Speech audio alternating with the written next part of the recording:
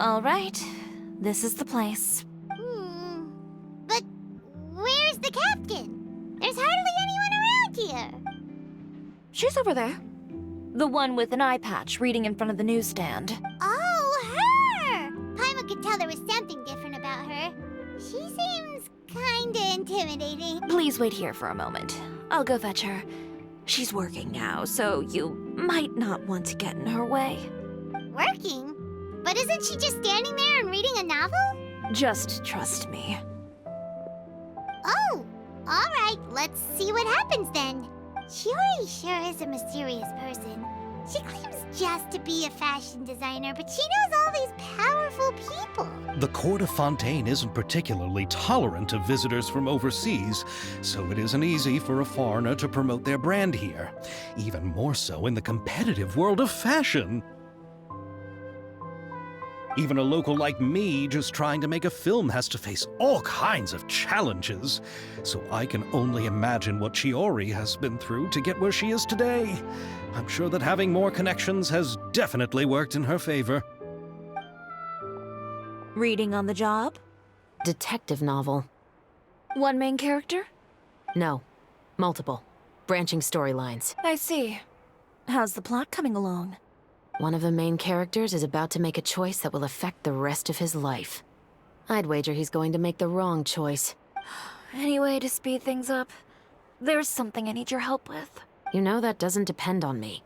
It all comes down to what the character chooses. Which is exactly why I'm here to help.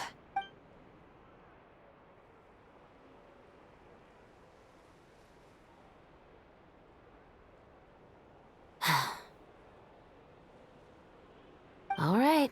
It appears he made the wrong choice in the end. Halt! Huh? What's going on? Hand over whatever you're holding. Oh, it's just a book. I didn't buy anything else. Then I'm sure you wouldn't mind letting me have a look. Excuse me, officer. I don't mind you standing around here, not purchasing anything, but I'd prefer if you didn't disturb my customers. It's bad for business, you know? Don't give me that act. You won't be able to get off so easily either. I am Chevreuse, captain of Fontaine's Special Security and Surveillance Patrol. I will say this one last time. Hand over whatever you're holding at once. And before you do anything unwise, let me remind you that I'll have you on the ground before you can even think about making a run for it. All right. I'll give it to you. But please let me say something first.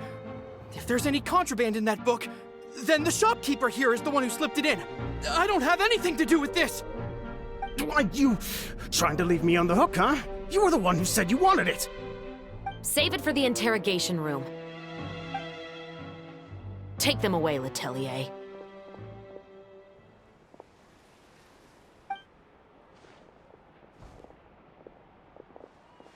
What's going on here? 1 second you're reading a book and the next you're escorting people away! And who are... Oh! Aren't you the traveler who's been all over the papers recently? Chiori, I'm assuming what you wanted to ask me about has to do with them, right? Maybe I can let you in on what's happening then. Now that Vacher has been brought to justice, no new shipments of synth will be made and distributed to sellers. The Fontaine guards have been busy collecting the remaining synths still circulating on the market. Thanks to a tip from our reliable source here, this should be the very last batch. Oh, so you were pretending to read a book in order to catch the bad guys! Oh, Paimon almost forgot to introduce ourselves.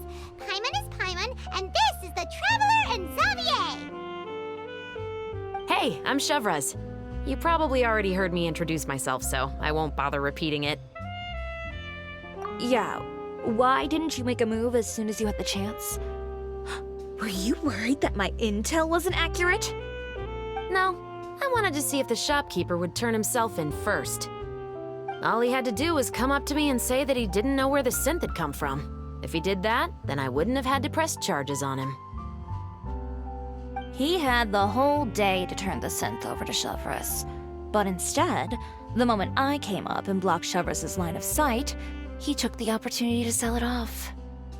Yep, He made the wrong choice, even though the right choice was right there in front of him. But you knew they wouldn't make the right choice. Yeah, I knew. I was just hoping I'd be wrong for once. Enough about that, though.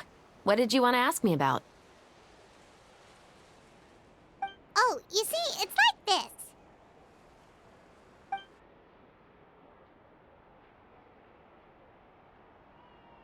The Two Musketeers. You certainly have a good eye for a story. So what do you need me to do? Just be the action choreographer for the actors? Yes, that's right. I want to make sure we get all the details right. I want the actor's posture and understanding of firearms to be as realistic as possible. However, I'm afraid this work will require a bit of your time, since you'll have to be present whenever we're filming. Also, as for the pay... No need to say any more. I'll join. Huh? Just like that? Really? You're willing to help us with our humble film project? Sure, it's no big deal. As I said, we've wrapped up our investigation here, so I don't have any other tasks on my plate for the moment. Besides, I personally really like this novel. I even have the collector's edition at home. Stories where justice prevails over evil never get old for me. Then we've got a deal? Yes, I'll see you on set tomorrow. Oh my! I can hardly believe it! I should tell Lady Farina immediately. Oh, and I must tell the prop manager and lighting technician to get everything ready.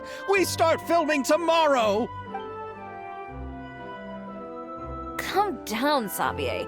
The film is going to take more than just a day to finish. Still, I should also head back now and start preparing the actors' costumes and makeup. Alright, guess that's it for today then. Traveler, Paimon, please stay for a moment. I have something to tell you. Then I'll take Xavier back. Poor thing. He's so excited that he can't even walk straight anymore. I don't want to spend our first day fishing our producer out of the fountain. Yep, see you tomorrow.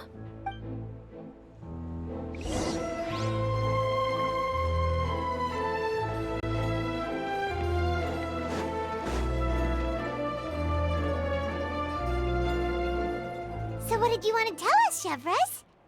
Have you read The Two Musketeers? The story is about a pair of children born into the household of a baron and their struggle to survive together and take revenge for their mother. They were raised at the baron's estate, where their mother worked as a maid. The two were illegitimate children that the baron had with the maid, so they were never treated well by anyone. One day, upon returning home, they found their mother had been murdered and left dead on the floor. It was quite evident that the culprits were the other members of the baron's household, who never had any kind words to say to them. However, the baron was able to exert his influence and keep the whole thing under wraps. The mother's death was eventually deemed as a suicide, and there was no chance of bringing her murderers to justice. The two siblings decided to flee and someday avenge their mother. Many years later, members of the baron's family suddenly started turning up dead one after the other, all killed by gunshot. A rainbow rose was found on each of the victims' bodies, being the flower that the kid's mother liked best. The baron believed that the mother's soul had come to take vengeance on him, so he lived in fear each day. But it was actually those two siblings who had fled all those years ago. They relied on each other to survive and trained day and night, eventually becoming adept musketeers. They used all of their abilities to collect evidence and clues before executing their plan and exacting revenge on the baron. Their actions let the truth behind their mother's death be known to all. That's quite an exhilarating story. Yep, the baron got what he deserved for his evil deeds, and justice was able to prevail. It was just the kind of story I enjoy. Oh, so is that why you were so willing to join our crew, Chevreuse? You could say it was one of the reasons. Oh, you mean there were other reasons too? I've read the reports about you. Whether it was at the trials or when you lent your hand to resolve our nation's crisis, you've shown that you've got a strong sense of justice, as well as a great mind for deductions. Yes, you're as sharp as I expected. It seems you've experienced many similar situations before. There's been a recent murder case involving Muskets. The perpetrator's methods appear to be very similar to what is described in the novel. Huh. Really? But Paimon didn't see anything about that in today's papers. The Marechaussee Phantom hasn't yet released any information to the public because the investigation is currently at a standstill. The murderer is extremely cautious. A murder involving firearms? But not that many people use those in Fontaine, right? Impossible. We perform a routine inspection of our firearms and ammo reserves every day. If one of the weapons had been fired, it would stick out like a sore thumb. Besides, I trust the members of my platoon. However... Well, that's all I can disclose about the case today.